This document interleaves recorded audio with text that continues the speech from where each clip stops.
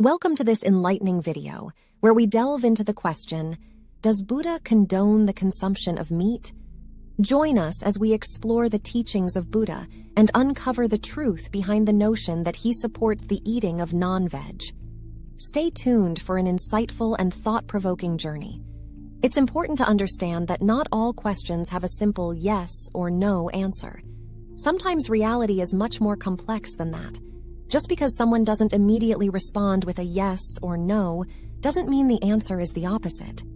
Unfortunately, people often assume a negative response when someone stays quiet after being asked a question. For example, if I ask someone if they're a girl and they don't immediately answer, it doesn't necessarily mean they're a boy.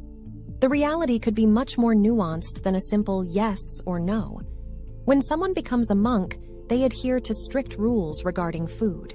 They are only allowed to ask for food from one household a day, and if they are refused, they must go without food for the day without asking from another household.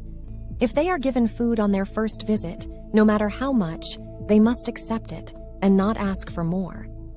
During the time of Buddha, the era known as Kali Yuga was dominated by evil people who would often mock and offer things that monks and priests did not like. Once, when Buddha went to an evil person's house for food, the person offered him meat, knowing that monks and priests did not eat it. Buddha accepted the meat, as he could not refuse any food offered to him.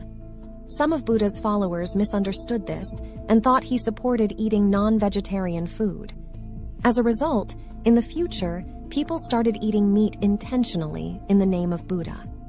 It is important to understand that Buddha became a monk and adhered to specific rules regarding food, but normal people should not copy his actions.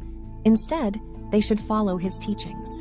Buddha strictly adhered to the rules of being a monk, including the rule that they must only go to one house for food, and if they were refused, they must remain hungry for the entire day and not go to another house.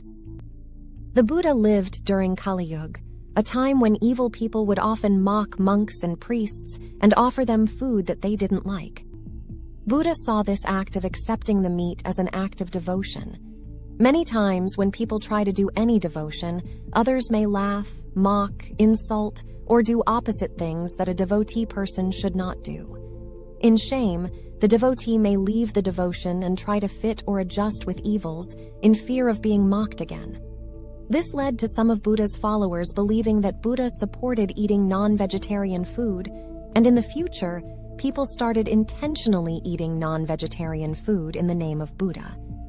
It is important to understand that Buddha took the sannyas or monk livelihood and had certain rules to follow, but normal people are not in that state, and they should not try to copy Buddha. Instead, they should follow the path of Buddha's teachings.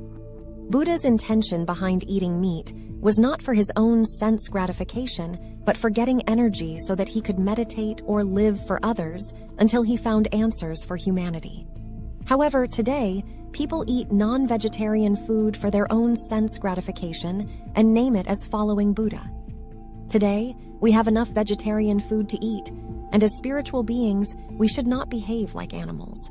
Instead, we should strive to follow Buddha's teachings and be compassionate towards all living beings. Buddha is considered a supreme God, and it is beyond the capabilities of normal beings to attain his level of enlightenment. Therefore, it is not advisable to try to imitate him. However, we can still learn and follow his teachings to improve our own lives and find inner peace.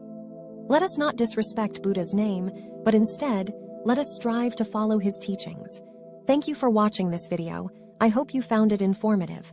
If you enjoyed it, please consider subscribing and liking the video to spread awareness.